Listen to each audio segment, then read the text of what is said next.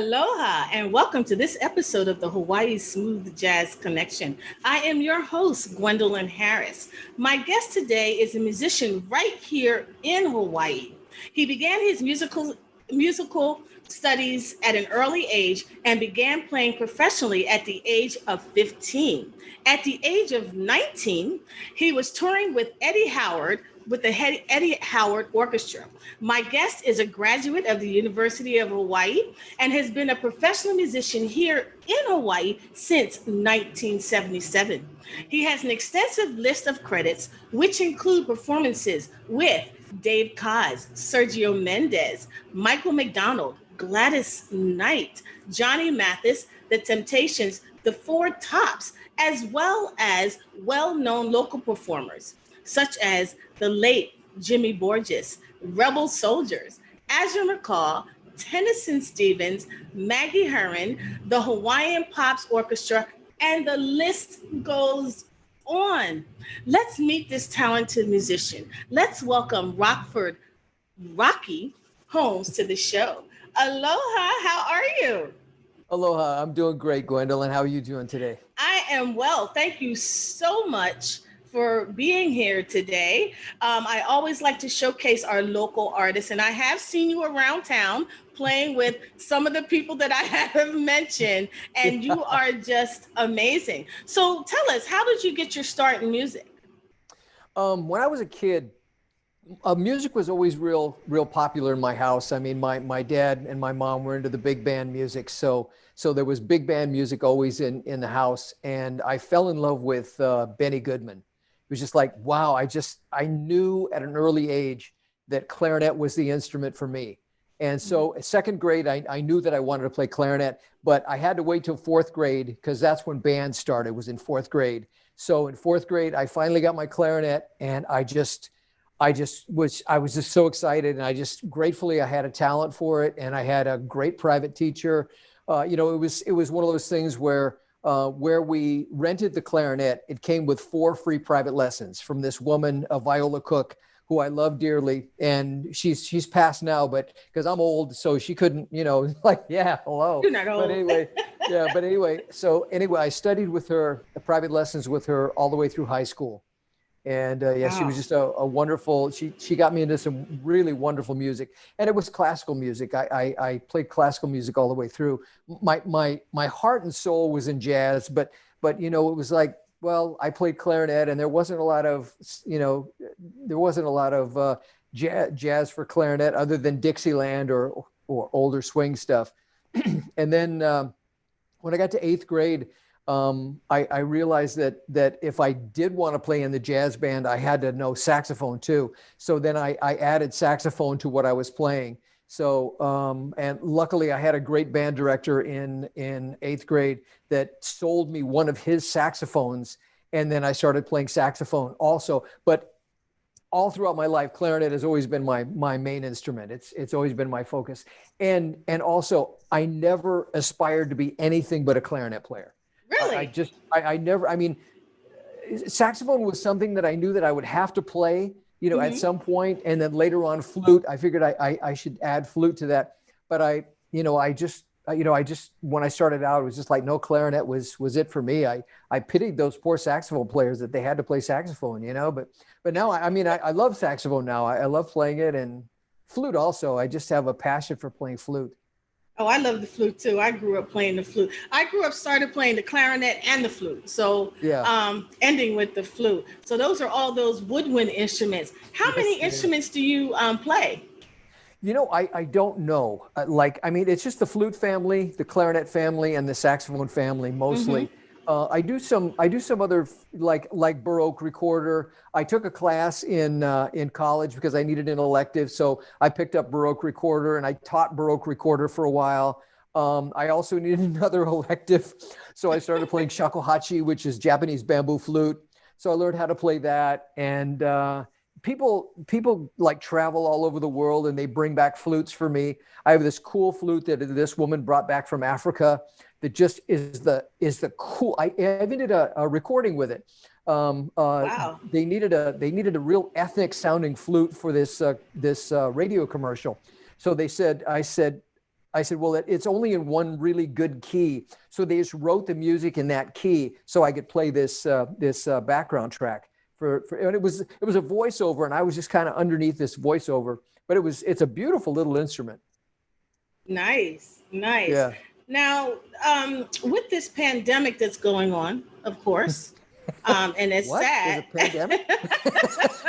Unfortunately, yes, it is. But it's sad, and it's hit everyone hard, especially the people in the, you guys in the music industry. What have you been doing during this time to keep yourself busy? Well, gratefully, we have two apartments where I live. So the other apartment which I'm in right now, is our office. So, basically I come out here for 3 hours a day and I practice and I practice piano. My piano's up here too, and I practice piano. And then I post goofy stuff on Facebook. Like we're seeing now, right now. Right now. I think that's really what I saw. I was on Facebook and I saw this. I was like, oh my goodness. So, our viewers are watching this now. And I think this is when you were doing a Maxwell tune, right? Yeah. Ascension. Yes. Yeah, Ascension. I'm a huge Maxwell fan. Yeah. Yeah. Yes, you're just keeping everybody entertained, through Facebook, including myself. Yeah. Oh yeah. There it is. See? Yeah. Everybody get a glimpse of that. See? Where did you learn your moves? I grew up in a predominantly black neighborhood, and I wasn't good at sports, so I was good at music and I could dance.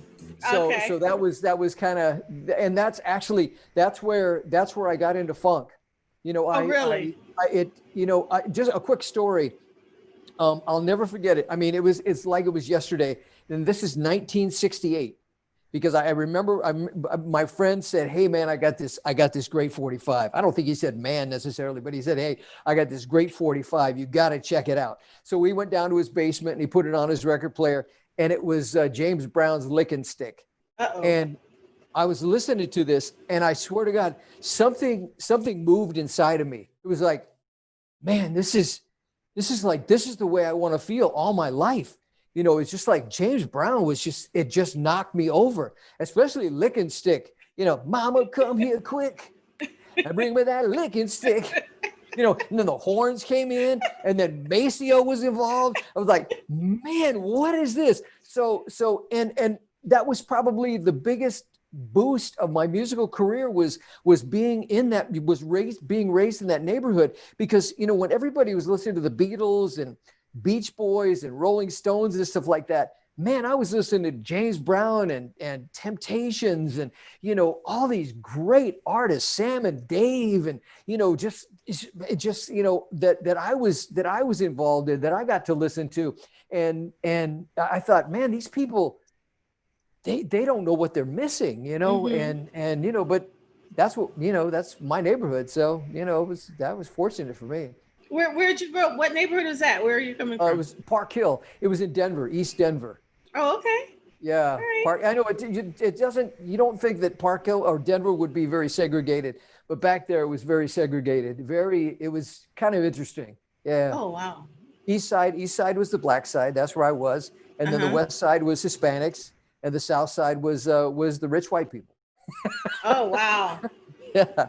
Wow. So it's just kind of weird. And I still, I'm still in touch with my friends, that I grew up with, and we still laugh. And yeah, I was in my first, that's where I got started in my first bands, was back then, and playing like James Brown and Sly and the Family Stone. And, and I was a horn player, and I knew that stuff because I grew up listening to it. So it was like, yeah, and I was like in the neighborhood, so I got to learn them moves too, huh? I did, and then later on, it just transferred into disco bands. When I started playing in disco bands, So we talked earlier. I know you started young playing music, correct? Yeah. And there is a push right now for the arts and music. They're trying to take it out of the schools. And I really I hate that, because I'm a firm believer of, this is where our kids, this is where they're going to learn. This is they're learning in the schools, learning that the beginnings of music and all of Yeah. that. What is your thought of that? What is your thought about that? And what can we do, if anything, to stop it or to fix it? As far as a fix, I don't even know. It's so, to take the arts out of school is so short-sighted. Considering how huge the arts industry is for our economy, and just, I mean, Broadway, singers, dancers, concerts. Do you know how much revenue that is that they're robbing these kids of? And and especially band. I mean, when in Denver, where I grew up, band started in 4th grade. And I think Hawaii band starts in intermediate school. I think some private schools start earlier, but I think it starts in like maybe 6th grade, maybe 7th grade. I'm not 100% sure, but yeah, it's just like, what are they thinking, taking the arts away? That was my only release, really, because that was the only thing I was good at, because I'm kind of small and I don't really have I'm not athletic at all. So, I just, but I had this skill to play clarinet. And you do it very well. Like I've seen in some of the videos, if people watch your videos, they can see you playing your clarinet, you're playing the saxophone, you're playing the flute, which I think you're going to play for us later on in the segment. So people will get to see that. So yes, the arts, you're well-rounded, and I just hate that they're taking all this out the schools, trying to. Yeah. Anyway, if you had anybody who would you want to collaborate with? If you had anybody. Wow. Anybody in the world. Boy, dead or alive? Dead or alive. Who would you like to collaborate with? I think it would probably be, actually, my dreams as a kid was to join James Brown's band. I mean, I always wanted to be in James Brown's band. And the more I learn about James Brown, I guess I don't want to be in James Brown's band. I guess he was pretty hard to work for. But just to be in that situation with such great players like Pee Wee Ellis and Maceo and Fred Wesley, and what a remarkable horn section he had. Great guitar players. Stubblefield, the drummer, was just groundbreaking what he did. And then later on, I think James Brown was one of them, and definitely just one of my all-time favorite saxophone players is Grover Washington Jr. As just my opinion, but is like, there's Grover Washington as far as smooth jazz goes. There's Grover, and there's everybody else. But Grover is just like, man, he is so smooth. And he was such an influence for me for soprano saxophone, because he had such a beautiful sound, and what he played and how he played it, his approach to it. And just, he told such a beautiful story when he played, and ideally that's what I hope I do is I can tell a story when I play. That's my whole goal. Well, we are going to be right back, so stay with us. We'll be right back. Aloha, I'm Krista Stadler, the host of Nonprofits Mean Business 2 on ThinkTech Hawaii. Nonprofits Mean Business 2 investigates the operational challenges and costs related to managing nonprofit organizations, while encouraging our viewers to find a nonprofit organization that you're passionate about in our community. We are streamed live on ThinkTech Hawaii bi-weekly at 12 p.m. on Thursdays. Thank you so much for watching our show. We look forward to seeing you then. Mahalo.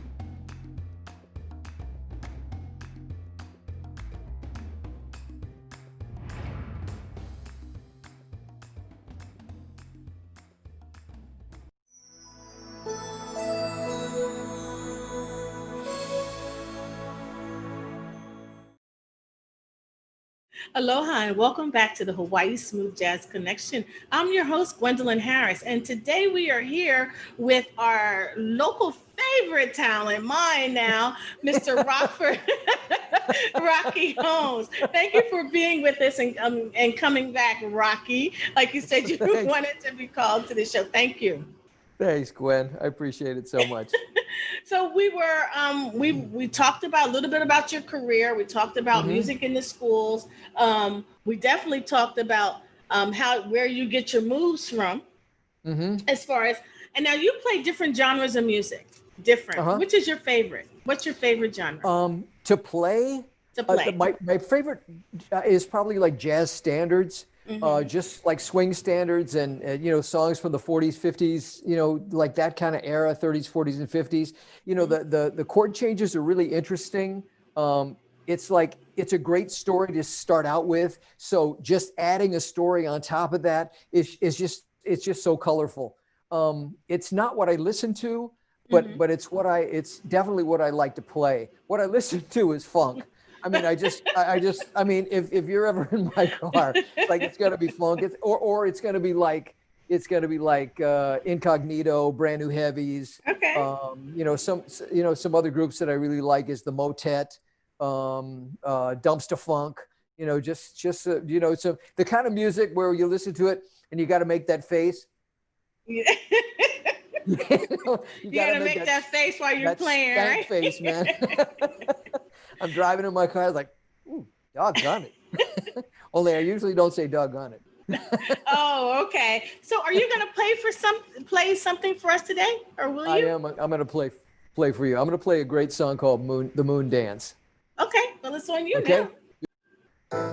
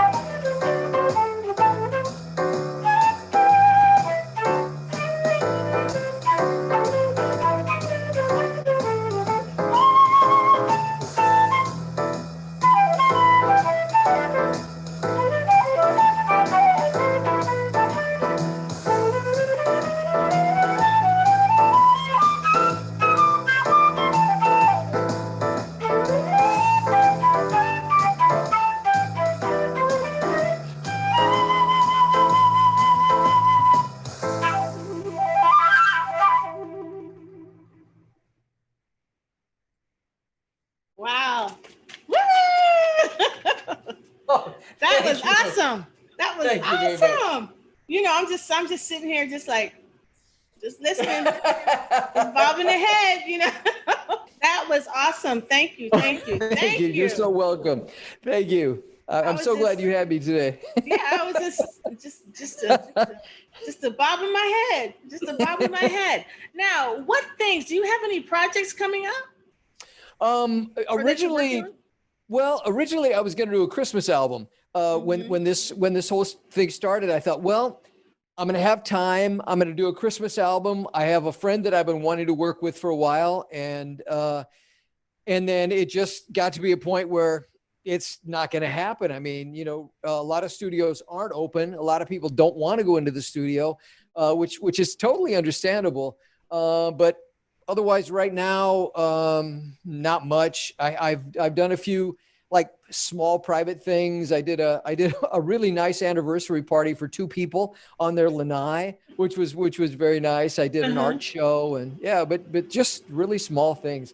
But all my jobs are canceled right now, so just Wow. goofing around. I'm just hoping that this pandemic, I'm hoping it ends soon, because I know myself, I'm ready to get back in the clubs. I'm ready for the live music action, just like a lot of other people are. You know, it's great to see you guys doing things on Facebook and all this virtual stuff, but it's just nothing like the live music action, you know, sitting right there and listening to you guys. Now, a couple other questions I want to ask you. One is, you've played with many people, and I named them at the beginning of the show. Who is your favorite person? Who was your favorite artist to work with, or who is your favorite artist to work with? Wow. You know, I've been fortunate enough to work with so many great people. And one of them at the top of the list has got to be Michael McDonald. He was just the nicest man.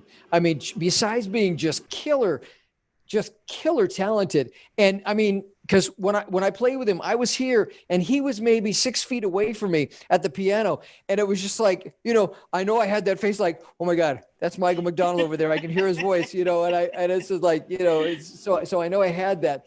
But yeah, I worked with this guy for 3 years also, Tennyson Stevens. I don't know if you ever knew Tennyson, but yeah, Tennyson, I worked with him at Lures Lounge, I worked with him for 3 years. And then for years before that, I worked with him also. But wow, what a remarkably talented man. I mean, just a remarkably talented man in, you know, singing, playing, just a beautiful individual. I loved working with him too. And you have, you know, just so many, you know, I go back to the list that I named earlier, like Gladys Knight. What was it like? I worked with her a couple times.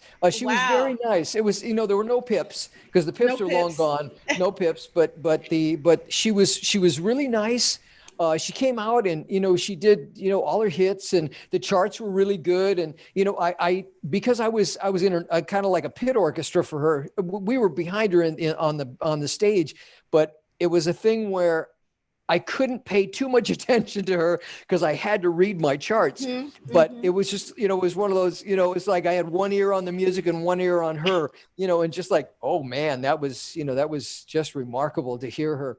I mean, it's just like, wow, what a remarkable opportunity to work with Gladys Knight.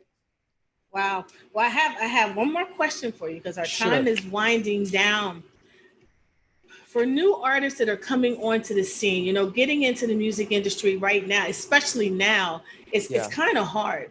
What advice would you give a young new artist, or any artist that's looking to come into the music industry right now?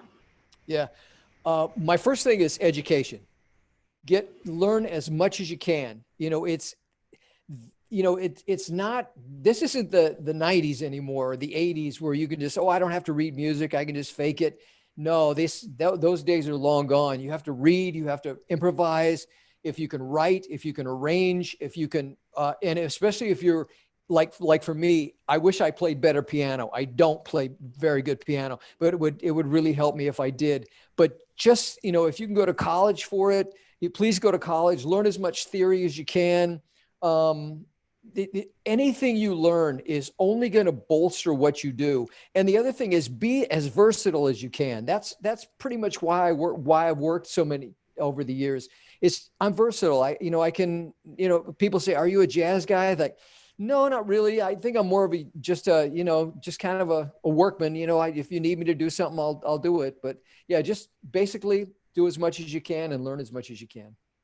That is great advice. And Rocky, I thank you so much for being here today. Thanks, like I Gwen. said, this time it goes by so quickly. I just want to ask you so many more questions. So that just means that I have to bring you back to the show, and we'll continue this. Part two. That's right. Part two. But I thank you so much for being here. And I look forward to talking with you. And I look forward to, once this pandemic is over, seeing you out and about. Yeah, please come down to see Maggie and Dean and I at I Lewis will. Lounge. Yeah. I will. Well, thank you everyone for tuning in to the Hawaii Smooth Jazz Connection. It was a blast today. I hope that you guys will tune in next week. Until then, aloha, stay safe, and God bless.